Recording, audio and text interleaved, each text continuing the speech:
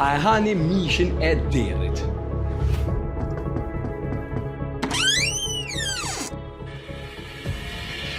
Kjo pyetje në trojet tona shpesh e ka të njëjtin efekt si me thonë Kosova është Serbi.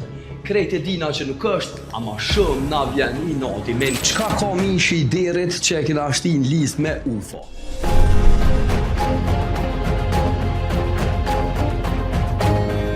As nuk është egzotik, as nuk është ilegal, po kur e përmen, veç bëhet temë.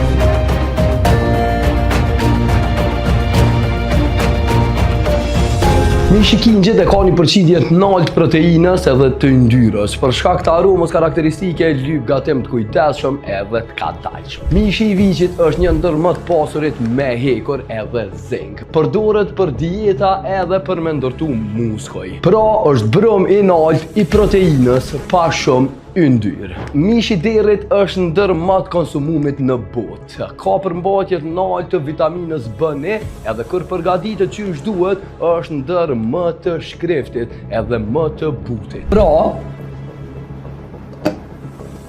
mishi kingjit sfidon, mishi viçit nderon e mishi i derit t'josh pa fol heq. E vërteta është, na s'kemi raport me mishin e derit, kemi mendim për mishin e derit. S'munësh me hongër thjesht, ose je i guximshëm, ose je i çuditshëm, ose qysh ka thonë meriton mjekiqi, a je bre normal.